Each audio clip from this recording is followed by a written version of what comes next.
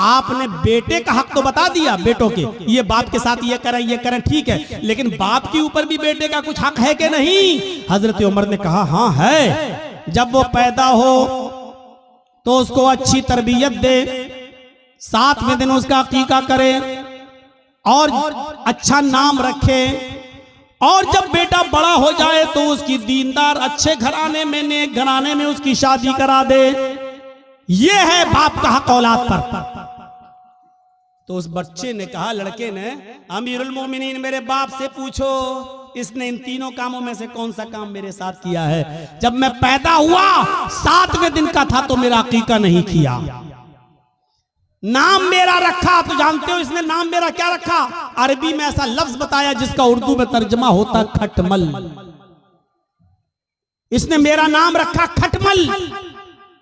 और तीसरा, जब मैं बड़ा हुआ तो शादी करा दी एक मजूसी लड़की के साथ, एक अनपढ़ जाहिल गवार जो जानती नहीं है कि शौहर का हक क्या है। इसने एक नाफरमान औरत के साथ मेरी शादी करा दी।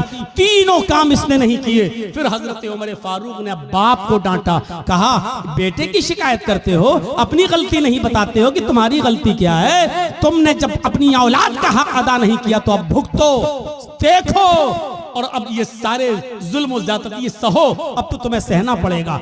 मेरे भाइयों, एक सहाबी रसूल हैं, अपनी माँ को खाने काबा का तवाफ करा रहे हैं, उनकी माँ पैरों से लंगड़ी है। अल्लाह महेशमी ने अपनी किताब मजमऊज ज़वाइद के अंदर इस वाक़े को नकल किया है, जरा गौर से सुनिएगा। उनकी माँ आंखों से अंधी है, पैरों से लंगड़ी है, बूढ़ी है। कहने लगी, बेटा मुझे खाने काबा का तवाफ करा दे, मेरे बेटे मुझे उम्रा करा दे, मेरे बेटे मैं तवाफ करना चाहती हूँ। उसके बेटे ने अपनी माँ को पकड़ा और खाने काबा तक ले गया, सवारी का इंतजाम किया और ले गया। और खाने काबा पहुंचने के बाद वो चूंकि पैरों से लंगड़ी थी, आंखों से अंधी थी, इसलिए वो चल नहीं सकती थी। इसलिए बेटे ने उसको अपनी पीठ के ऊपर लाद लिया। इस जमाने में व्हील चेयर चलती हैं, उस जमाने में व्हील चेयर भी नहीं थी। उसने अपने कांधे पर, अपनी पीठ पर अपनी माँ को लाद लिया। उसने 1 चक्कर पूरा किया, 2 चक्कर पूरे किए, 3 चक्कर पूरे किए, 4 चक्कर, 5 चक्कर, और 5वें चक्कर को पूरा करने के बाद जब 6ठा चक्कर लगाने लगा तो उसकी मुठभेड़ हो गई। वो टकरा गया हजरत उमर फारूक रज़ी अल्लाह ताला अन्हु से, अपनी पीठ पर अपनी माँ को लादे हुए, और अपनी माँ अपने हजरत उमर से टकरा गया। हजरत उमर ने कहा, ठीक ठीक ठीक, चलिए सलाम हुआ, सलाम वालेकुम, वालेकुम अस्सलाम। जब उसने 6 चक्कर 7 चक्कर पूरे कर लिए तो हजरत उमर के फारूक के पास आया। हजरत उमर ने कहा, माशाअल्लाह, अपनी माँ की बड़ी खिदमत कर रहे हो तुम। इस बूढ़ी माँ को तुमने तवाफ कराया अपनी पीठ पर लाद कर। ये हंसते हुए कहने लगा, अमीरुल मोमिनीन, मेरी माँ आंखों से अंधी है, इसलिए बर्तन में खुद धुल देता हूँ। मेरी बीवी नहीं है, मेरी माँ इसी कपड़ों में लैट्रिनों पेशाब कर लेती है, इसलिए कि वो लंगड़ी है, वो चल नहीं पाती है, और जब मैं घर पे नहीं होता हूँ तो इसी में वो गंदगी कर लेती है। अमीरुल मोमिनीन, मैं अपनी माँ का पेशाब और पैखाना भी साफ करता हूँ, अपने माँ के कपड़े भी धुलता हूँ, और आज मेरी माँ ने कहा कि मुझे तवाफ करा दे, तो मैं उसको यहाँ तक ले आया और मैंने अपनी पीठ पर लाद कर अपनी माँ को तवाफ भी करा दिया। ऐ अमीरुल मोमिनीन, क्या मैंने अब भी अपनी माँ का हक अदा नहीं किया? क्या मेरी जिम्मेदारी पूरी हो गई? क्या मैंने अपनी माँ का हक अदा किया या नहीं? हजरत उमर फारूक की आंखों में आंसू आ गए और रोते हुए कहने लगे, चलो यार, जाओ अपने घर और अल्लाह की इबादत में अपनी जिंदगी गुजारो। उसने पीछा करते हुए कहा, अमीरुल मोमिनीन, मैंने मसला पूछा है, आपको जवाब देना होगा। फरमाया, क्या पूछते हो?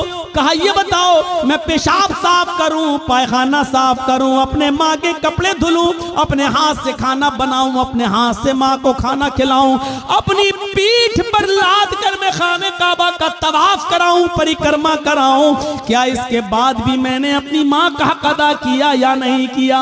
हजरत उमर कहते, सुन, जब तुझे तेरी माँ जन रही थी जब तुझे तेरी माँ पैदा कर रही थी, जब अपने पेट से तुझे बाहर कर रही थी, उसको जो दर्द हो रहा था, जो लीवर पेन हो रहा था, उसको जो दर्द हो रहा था, तुझे जन्मते वक्त, तुझे पैदा करते वक्त, और उस दर्द में जो उसने पहली आह निकाली, जो उसने दर्द में पहली आवाज निकाली, आह, उसने अपनी जबान से जो पहला जुमला अदा किया, आह, जो उसने आह की आवाज निकाली, आए मेरे दोस्त, अभी तो तूने अपनी माँ की पहली आह का भी हक अदा नहीं किया, तू उसकी पूरे जीवन का और पूरी लाइफ का और पूरी जिंदगी का हक अदा क्या करेगा? अभी तो तूने उसकी पहली चीख का भी हक अदा नहीं किया, उसकी जिंदगी के हक के बारे में पूछता है, क्या हो गया? अभी तो एक आह का भी हक अदा नहीं हुआ। ये है माँ का मकाम, ये है माँ का मर्तबा, ये है माँ का दर्जा। अगर आप नमाज पढ़ते हैं लेकिन आपकी माँ आपसे खुश नहीं है तो बेकार है आपकी नमाज। आप रोजा रखते हैं, आपकी माँ आपसे नाराज है तो बेकार है आपके रोजे। आप कितनी भी इबादतें कर लें, कितनी भी अल्लाह की पूजा पाठ कर लें, कितनी भी कुरान की तिलावत कर लें, लेकिन आपके माँ और बाप आपसे नाराज है तो आपकी इबादतें आपके मुंह पे मारी जाए। इबादत भी शर्त के साथ होती है। डॉक्टर दवा देता है तो परहेज भी बताता है। अल्लाह ने कहा है नमाज पढ़ो तो ये भी कहा है कि इसके साथ साथ ये भी करो। मेरे भाइयों, रमजान का महीना आ रहा है, रोजा रखने से पहले सोच लेना कि तुम्हारे माँ बाप तो तुमसे नाराज नहीं है। नमाजें पढ़ते हो तो सोच लेना, सर्दियों में दिसंबर और जनवरी की सख्त सर्दी में उठकर ठंडे पानी से वुजू बनाकर तहज्जुद पढ़ते हो और माँ बाप नाराज है तो सोच लेना कि तुम्हारी ये रात की इबादत अल्लाह कबूल करेगा या नहीं करेगा। इन चीजों पर जरा गौर करना। दो चीजें हो गई, तीसरी चीज पर आई है। हर एक चीज ऐसी है कि जिस पर 2-2 घंटे बोला जा सकता है, लेकिन मैं मुख्तसर करते हुए आगे चल रहा हूं। तीसरी चीज पर गौर कीजिए। वला ततरुकन्न सलातन मक्तूबतन मुतअम्मिदन फ़इन्न मन तरक सलातन मक्तूबतन मुतअम्मिदन फ़क़द बरिअत मिन्हु ज़िम्मतुल्लाह। कभी भी किसी भी हाल में फर्ज नमाज मत छोड़ना, किसी भी हालत में फर्ज नमाज मत छोड़ना।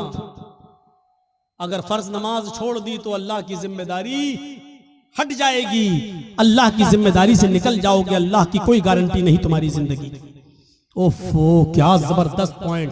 किसी भी हाल में फर्ज नमाज मत छोड़ना। बाप बीमार है, मस्जिद में अजान हो रही है, अब अजान होगी, उसके 15 मिनट के बाद जमात होगी। बाप मेरा सीरियस है, जल्दी से फोन करो, एम्बुलेंस बुलाओ, या जब तक गाड़ी निकल रही है तब तक वुजू बनाओ और अपने घर में फर्ज ही फर्ज पढ़ लो 4 रकात ज़ोहर, और जल्दी से अपने बाप को लेकर पहुंचो हॉस्पिटल के अंदर। यहाँ सुन्नतें छोड़ दो। क्यों? क्योंकि इस वक्त बाप की हालत दूसरी है, लेकिन फर्ज नमाज तुम्हें इधर भी नहीं छोड़ना है। लिहाजा जल्दी से वुजू बनाओ। अब मस्जिद में मत जाओ, मस्जिद में जाओगे 15 मिनट इंतजार करोगे, फिर इमाम साहब पता नहीं कितनी लंबी नमाज पढ़ाएं। जल्दी से वुजू बनाओ घर पे और 4 रकात ज़ोहर की पढ़ो और छोटी छोटी सूरतें पढ़ लो, इन्ना अतैना कल कौसर, कुल हुवल्लाहु अहद अल्लाहु समद, और जल्दी से सलाम फेरो और अपने बाप को, अपने बेटे को, अपनी बीवी को लेके हॉस्पिटल पहुंचो। हॉस्पिटल में भर्ती कर लो, आईसीयू में भर्ती हो गई है, ठीक है, उधर भी जल्दी से वुजू बनाओ, असर की नमाज पढ़ लो। और अगर देख रहे हो कि बाप ज्यादा सीरियस, माँ ज्यादा सीरियस, तो जल्दी से 4 ज़ोहर पढ़ लो, 4 उसी के साथ असर पढ़ लो और जल्दी से लेके चलो, क्योंकि इस वक्त आपकी कंडीशन दूसरी है, बेटे की कंडीशन दूसरी है। मेरे भाइयों, लेकिन नमाज आपको इस कंडीशन में भी पढ़नी है, छोड़नी नहीं है। हालत तंदुरुस्ती में और अच्छी खासी हालत में छोड़ देने वालों, इस्लाम के अंदर पूरे के पूरे दाखिल हो। कहते हो मौलाना साहब रोजी नहीं आ रही, रोजी आएगी कैसे? रोजी की दुआ तो अल्लाह ने नमाज में बताई है। जब एक सजदा करके उठते हो और दूसरे सजदे में जाते हो तो सजदे, दोनों सजदों के दरमियान बैठकर जो दुआ पढ़ते हो, मेरे भाइयों, सबसे अफजल और सबसे अच्छी दुआ तो मुस्लिम शरीफ की हदीस की ये है, रब्बिग़फिरली रब्बिग़फिरली, अल्लाह मेरी मग़फ़िरत फरमा, अल्लाह मेरी मग़फ़िरत फरमा। लेकिन मेरे भाइयों, अबू दाऊद और सुनन नसई की दीगर दूसरी रिवायतों में ये दुआ भी आई है कि बैन सजदतैन सजदों के दरमियान जो दुआ पढ़ी जाती है वो है अल्लाहुम्मा गफिरली वरहमनी वहदनी वआफिनी वरज़ुक़नी। देखिए सजदे में जो दुआ पढ़ी जा रही है उसमें आप रिज्क भी मांग रहे हैं। अल्लाहुम्मा गफिरली वरहमनी वहदनी वआफिनी वरज़ुक़नी, अल्लाह मुझे रिज्क हलाल दे। आपने ज़ोहर की 10 रकातें पढ़ी, 10 बार आपने कहा वरज़ुक़नी। आपने फजर की 4 रकातें पढ़ी, 2 सुन्नत 2 फर्ज, आपने 4 मरतबा कहा वरज़ुक़नी, अल्लाह मुझे रिज़्क़ हलाल दे। आपने असर की, अगर मस्जिद में पहले पहुंच गए तो 4 सुन्नत और 4 असर फर्ज पढ़ ली तो 8 रकातें पढ़ी, 8 मरतबा आपने कहा वरज़ुक़नी। मगरिब में 5 मरतबा आपने कहा वरज़ुक़नी। इशाम में कम से कम 7 रकातें हैं, 4 फर्ज 2 सुन्नत और 1 वित्र, आपने 7 मरतबा कहा वरज़ुक़नी। गौर करो, जो इतनी बार अल्लाह से रिज़्क़ मांगे, रोजी मांगेगा, अल्लाह उसको मायूस करेगा, अल्लाह उसको निराश करेगा, अल्लाह उसको नाउम्मीद लौटाएगा? नहीं। तो आपको रिज़्क़ हलाल मांगने की दुआ अल्लाह ने बताई है और वो है नमाज। नमाज ही नहीं पढ़ोगे, अल्लाह से मांगोगे ही नहीं तो अल्लाह क्यों देने लगा तुम्हें? और देगा भी तो ऐसे ही देगा। 5,000 कमाया, घर पे आए, बेटा बीमार, डॉक्टर ने कह दिया आईसीयू में रखा जाएगा, खर्च करो 50,000। कमाया 10,000, घुस गया 50,000। क्यों? अल्लाह ने कहा वमन आरज़ा अन ज़िक्री फ़इन्न लहू मईशतन ज़न्का, तुम मेरे जिक्र से एराज करोगे हम तुम्हारी रोजी को तंग कर देंगे। जिक्र से एराज करना। आज एक दिल चाहता कि तुमको एक कीमती बात बता दूं, सुनिए। एराज करना किसे कहते हैं? यहाँ पर बहुत से लोग ऐसे होंगे जो नमाज छोड़ते हैं, नमाज नहीं पढ़ते हैं, या जुमे पढ़ते हैं, 8 दिन मस्जिद में नहीं आते हैं, 7 दिन गायब। उनके बारे में तो मैं कुछ कह ही नहीं सकता, वो जाने, उनका रब जाने, उनको क्या अजाब होगा क्या नहीं, वो अल्लाह जाने, उनका रब जाने और आप जाने। मैं उनकी बात कर रहा हूं यहां पर जो नमाज तो पढ़ते हैं लेकिन टाइम पे टाइम, नमाज तो पढ़ते हैं लेकिन टाल मटोल कर। अजान हो रही है, 5 कस्टमर रह गए हैं, इनको निपटा दूं तब जाऊंगा। जल्दी जल्दी आपने उनको सौदा दी दुकान से, जब तक बंद करके जा रहे हैं पता चला जमात हो चुकी है। हम डॉक्टर हैं, हमारे पास मरीज आया हुआ है बुखार का और जुकाम की दवा लेने के लिए, और अजान की आवाज आ गई, हमने सोचा 2 मरीजों को दवा दे दूं उसके बाद जा रहा हूं। जब तक 2 मरीजों को हम दवा दे रहे हैं और जब तक हम मस्जिद में नमाज पढ़ने जा रहे हैं जमात हो गई। ये है नमाज से एराज। पढ़ तो रहे हैं आप लेकिन जमात को आपने तर्क कर दिया और जमात छोड़ दी, ये है नमाज से एराज। अल्लाह ने कहा वमन अअरज़ अन ज़िक्री, जो मेरे जिक्र से जो नमाज से एराज करेगा, रूगर्दानी करेगा, हम उसकी रोजी को फ़इन्न लहू मईशतन ज़न्का, उसकी रोजी तंग कर दी जाएगी। बंद नहीं कहा अल्लाह ने, ये नहीं कहा रोजी बंद कर देंगे, तंग कर देंगे। तंग का मतलब या तो बहुत मुश्किल से उसको रोजी रोटी मिलेगी या बहुत आसानी से मिलेगी लेकिन रुकेगी नहीं उसके पास। आज कितने लोग हैं ऐसे, मौलाना साहब बहुत कमाता हूं लेकिन बरकत नहीं हो रही है, मौलाना साहब 1 लाख रुपया महीना कमाता हूं लेकिन रुकता नहीं है, कभी इसको कैंसर, कभी उसको टीबी, कभी इसको बीमारी, बीमारियों ने घेर लिया, लगता है कोई जादू टोना कर रहा है। अरे अल्लाह के बंदे, एराज तो समझ ले, एराज किसको कहते हैं? वमन अअरज़ अन ज़िक्री, जो मेरे जिक्र से नमाज से एराज करेगा। बच्चा रो रहा है, माँ टीवी पे सीरियल देख रही, रिमोट उसके हाथ में, सास भी कभी बहू थी, बीवी माँ उस बच्चे की माँ देख रही, सास भी कभी बहू थी, नाटक, चिप्स खाती जा रही, चाय पीती जा रही है और नाटक देखती जा रही है, ड्रामा। इधर बच्चा रो रहा है, माँ जानती है कि बच्चा दूध की वजह से रो रहा है लेकिन सोच रही है नहीं 10 मिनट का ड्रामा रह गया, 10 मिनट और देख लूं। बच्चा रो रहा है लेकिन सीरियल देखने में लगी हुई है। क्या कहा जाएगा? माँ ने बच्चे से एराज किया। जब सीरियल खत्म हो गया माँ ने बच्चे को उठाया और दूध पिलाया। देखिए दूध पिला रही है लेकिन फिर भी उसने अपने बच्चे से एराज किया, रूगर्दानी की अपने बच्चे के साथ। इसको कहा जाता है एराज करना। आदमी नमाज तो पढ़ रहा है लेकिन मरीजों को पूरा देखने के बाद आ रहा जमात खत्म हो गई। नमाज तो पढ़ रहा है लेकिन दुकान के सारे कस्टमर को निपटा के आ रहा है, जमात खत्म हो गई। इसको कहा जाता है एराज करना। माँ दूध तो पिला रही है लेकिन सीरियल देखने के बाद आदमी नमाज तो पढ़ रहा है लेकिन अपनी दुकानदारी पूरी करने के बाद तो आपने अल्लाह के लिए छोड़ा क्या है? आपने अल्लाह के लिए छोड़ा क्या है, कुर्बानी क्या दी है? कुर्बानी तो ये थी, आवाज आई हय्या अलस सलाह और सामने वाला 10,000 रुपए का कस्टमर है, आप कह दो कि जा पहले मैं नमाज पढ़ने जा रहा हूं, अगर नमाज नहीं पढ़ूंगा मैं नमाज के बाद ही तुम्हें दूंगा, जाओ नमाज पढ़ दो उसके बाद आना। हय्या अलस सलाह की आवाज सुनते ही मस्जिद की तरफ चले जाओ। वो कहने लगा कि मैं 10,000 रुपए का सामान लेने आया। आपने कहा 10,000 रुपए की परवाह नहीं है, रज़्ज़ाक़ वो है, रोजी रोटी देने वाला वो है, रोजी रोटी देने वाली तेरी जात नहीं अल्लाह की जात है। आपने 10,000 के कस्टमर को ठुकरा दिया और आप मस्जिद में नमाज पढ़ने चले गए। ये है नमाज। ला ततरुकन्न सलातन मक्तूबतन मुतअम्मिदन, कभी भी किसी भी हाल में कसदन और जानबूझकर तुम फर्ज नमाज को तर्क मत करना। जो फर्ज नमाज को जानबूझकर तर्क कर देता है, फर्ज नमाज को जानबूझकर छोड़ देता है, अल्लाह की जिम्मेदारी उसकी ऊपर से उड़ जाती है। अपने आप पर गौर करो कि कितने % मुसलमान हो, इस्लाम में दाखिल हो या नहीं, ऐसा करते हो या नहीं। अब तो बड़ा मुश्किल हो जाएगा। अक्सर लोग हमारे भाई यहाँ बैटरी वाला रिक्शा चलाते हैं बेचारे, अब पैसेंजर को लेके जा रहे हैं रिक्शे पे, अजान की आवाज आई हय्या अलस सलाह, उसको वहीं रिक्शा रोकना पड़ेगा, फौरन मस्जिद में भागना पड़ेगा। मौलाना साहब क्या करें?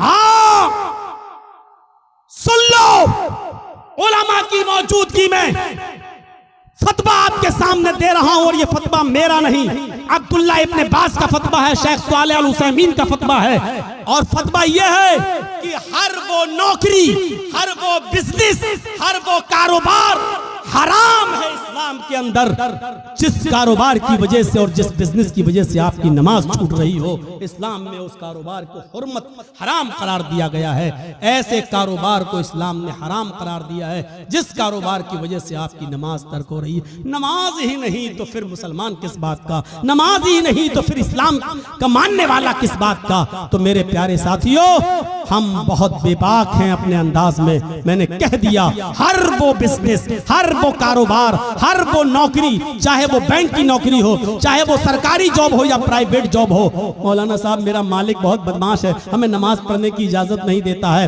छोड़ दो, रज़्ज़ाक़ अल्लाह ताला है, वो प्राइवेट कंपनी का मालिक रोजी देने वाला नहीं है। अल्लाह एक दरवाजा बंद करता है तो 100 दरवाजे खोलता है। मेरे भाइयों, इस अकीदे के साथ नमाज पढ़िए और इस तौहीद के साथ नमाज पढ़िए। और चौथी चीज और बताऊंगा मेरे भाइयों, 10 चीजों पे हम नहीं चल पाएंगे। चौथी और आखिरी चीज मैं इसलिए बताऊंगा क्योंकि आज हमारी नौजवान नस्ल इसकी तरफ भाग रही है, इसलिए ये भी सुन लो। वला तशरबन खमरन फइन्नहु रअसु कुल्लि फाहिशतिन, और आए मास, कभी किसी भी कंडीशन में शराब मत पीना, इसलिए कि शराब हर बुराई की जड़ है। शराब मत पीना वैसी हराम हो गई, लेकिन शराब का नुकसान क्या बताया? फ़इन्नहु रासु कुल्लि फ़ाहिशतिन, हर बीमारी, हर बुराई की जड़ है। यानी आप शराब पिएंगे तो कोई भी गुनाह कर सकते हैं। शराब पी के आदमी घर में आया, माँ ने डांटते हुए कहा, अच्छा तू शराब पी के आया कमीने, बेगैरत, शराब पी के आया। हट, तेरी माँ का, तेरी अपनी माँ को ही माँ बहन की गाली दे रहा है, अपनी बहन को ही गाली दे रहा है, अपनी बेटी को गाली दे रहा है। इससे बड़ा कमीना और इससे बड़ा रजील इंसान कौन हो सकता है जो शराब के नशे में आकर अपनी माँ को गाली दे, अपने ही बाप को गाली दे, अपनी बहन को और अपनी बेटी को गाली दे, अपने भाई को गाली दे। इससे बड़ा कमीना इंसान और कौन हो सकता है? मैंने खुद दिल्ली के अंदर देखा है, नाली में पड़ा, बीच सड़क पे पड़ा, पुलिस वाले लाठी मार के हटा रहे, अरे यहाँ मंत्री की गाड़ी जाने वाली कमीना, हट हट हट। तो हंसते हुए कहता, कौन मंत्री, ओधी मोदी सब मेरे बाप के नौकर हैं। शराब के नशे में पुलिस वाले कहे, कमीने ये तो हमारी ड्यूटी नौकरी हटवाएगा, हट हट हट। उसको डंडे मार रहे, कौन गुजर रहा? का मंत्री आ रहे हैं, हट यहाँ से। तो कौन मंत्री, मोदी मोदी सब मेरे बाप के नौकर।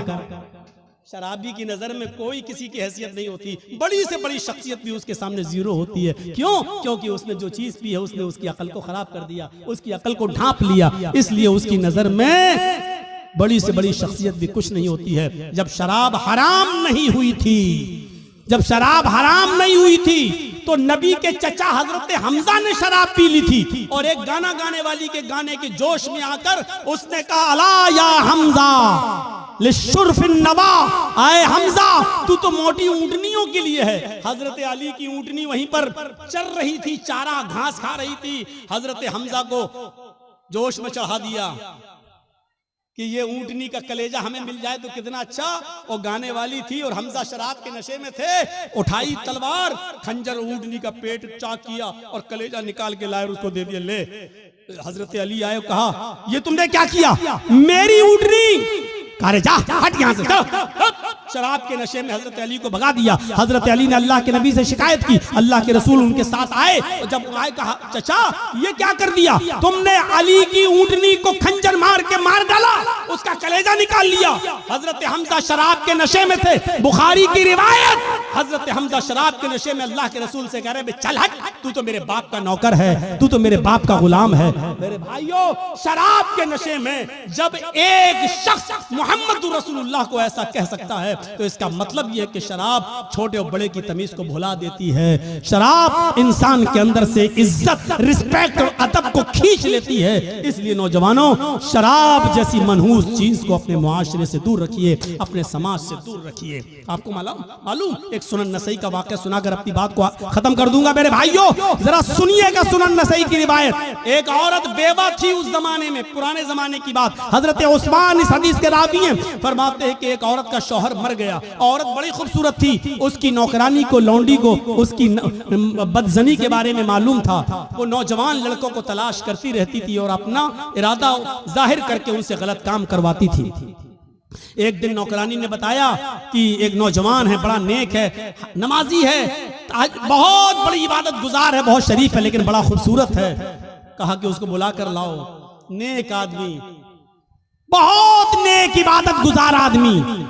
इसकी नौकरानी ने कहा कि मेरी मालिकन तुमको बुला रही हैं, तुमसे कुछ कपड़ा खरीदना चाहती है, क्योंकि वो कपड़ा बेचा करते थे, अपने सर पर गठरी लाद कर कपड़ा बेचते थे। तो उन्होंने सोचा चलो कपड़ा खरीदेगी, हम दे देंगे। वो उसके साथ चले गए। नौकरानी उनको लेकर दरवाजा खोलती है, अंदर जाती है, दरवाजा बंद हो जाता है, दूसरे दरवाजे के अंदर ले जाती है। जैसे ही अंदर घुसते हैं दरवाजा बंद हो जाता है। ये हजरत कह रहे हैं साहब कहाँ लेके जा रही हो? कहा कि बस एक दरवाजा और है। वो और अंदर ले गई, दरवाजा बंद, सामने वही बेवा औरत बैठी हुई जिसका शौहर मर चुका है। उसने अपनी नौकरानी को इशारा करके कहा कि तुम जाओ, और उनसे कहने लगी कपड़ा दिखाओ। और जैसे ही कपड़ा दिखाया, कहा ये कपड़ा। वो करीब आती गई और आते आते कहने लगी उदनु मिन्नी, मेरे करीब आइए और मेरे साथ हम बिस्तरी कीजिए, मेरे साथ गलत काम कीजिए। इन्होंने कहा रे हटो, तौबा, अस्तगफिरुल्लाह, ये भागने लगे। उन्होंने कहा भागने का कोई रास्ता नहीं, चारों तरफ से दरवाजे बंद हो चुके हैं। कहा कि तुम डरो, अल्लाह के अजाब से डराया, लेकिन उस औरत के ऊपर कोई फर्क नहीं पड़ा। उसने कहा कि तुम मेरे साथ ये काम कर रहे हो या नहीं कर रहे हो? कहा कि नहीं करूंगा। कहा इधर अंदर आओ। उस एक और दरवाजे के अंदर ले गई। क्या देखती है कि एक लकड़ी की टेबल रखी हुई है। उस लकड़ी की टेबल पर एक खूबसूरत छोटा बच्चा, जिसकी उम्र 5-6 साल रही होगी, खूबसूरत बच्चा बैठा हुआ है। और उसी टेबल पर एक शराब की बोतल रखी हुई है। वहीं पर जाकर ये औरत बैठ गई। इसने कहा कि देखो तुम बड़े नेक हो, शरीफ इंसान हो, मेरे चीखने की देर है, मेरे चिल्लाने की देर है, चारों तरफ से तुम घेर लिए जाओगे और मैं सिर्फ इतना बोलूंगी कि इस आदमी ने मेरी इज्जत को छलनी छलनी कर दिया। बस तुम्हारा हाल क्या होगा? तुम्हारी शराफत नीलाम हो जाएगी और लोग कहेंगे अच्छा दिन में इबादत और हाल ये है, अल्लाह की इबादत भी करते हो और औरतों के साथ ये गलत काम भी। तुम्हारी इज्जत का जनाजा निकल जाएगा, अर्थी निकल जाएगी। चलो 3 ऑप्शन देती हूं मैं तुम्हें, इन तीनों में से कोई एक काम तुम्हें करना पड़ेगा, इसके बगैर मैं नहीं छोड़ूंगी। सुनन नसई की रिवायत। अल्लाह हजरत उस्मान फरमाते हैं कि अल्लाह के नबी ने फरमाया कि उस औरत ने 3 ऑप्शन दिए। पहला ऑप्शन, आए हजरत जी मेरे साथ जिना करो, आओ मैं तैयार हूं तुम्हारे साथ गलत काम करने के लिए। कहा नहीं। दूसरा ऑप्शन बताओ। का दूसरा ऑप्शन ये है कि इस बच्चे को कत्ल करो, ये छुरी रखी हुई है, इसको मारो। कहा नहीं, ये भी नहीं कर सकता। तो कहा फिर शराब पियो, ये पूरी बोतल जो रखी हुई है इसको पी लो और जाओ, मैं तुम्हें जाने दूंगी। 3 काम में से कोई एक काम तुम्हें करना है। इन्होंने नजर आसमान पे डाली, का अल्लाह जिना करना भी हराम, कत्ल करना उससे बड़ा गुनाह, सबसे बड़ा गुनाह कत्ल। इस बच्चे ने मेरा क्या बिगाड़ा जो इसको मैं मारूं? कत्ल नहीं कर सकता। उससे छोटा गुनाह यह है कि औरत मुझे बुरे काम के लिए उकसा रही है कि बुरा काम कर लो, मैं ये भी नहीं कर सकता। और अल्लाह मैं कत्ल भी नहीं कर सकता, ये भी नहीं कर सकता कि इसके साथ मुंह काला करूं। इन दोनों से शराब पीना तो छोटा गुनाह है, चलो यही पी लेता हूँ, क्योंकि बचने का कोई रास्ता नहीं है और जान बचाना भी जरूरी है, तो चलो हराम चीज पी लेता हूँ। ये जिना तो नहीं है, ये कम से कम कत्ल तो नहीं है, किसी को बेकसूर तो नहीं मार रहा हूँ और इसकी इज्जत से खिलवाड़ तो नहीं कर रहा हूँ। अय अल्लाह मेरे जुर्म को माफ कर देना। उसने ये कहकर शराब की बोतल उठाई और पूरी की पूरी बोतल वो शराब की पी जाता है। उस औरत ने कहा रुको, अभी चले जाना। थोड़ी देर रोका, शराब ने अपना रंग दिखाना शुरू कर दिया और जब शराब पीने के बाद इसकी अक्ल खत्म हो गई और चली गई और ये नशे में धुत हो गया, तो इसके हाथ में छुरी दी, कहा इस बच्चे को कत्ल करो। उसने शराब के नशे में आकर उस बच्चे को कत्ल भी कर डाला, उस बच्चे को मार भी डाला।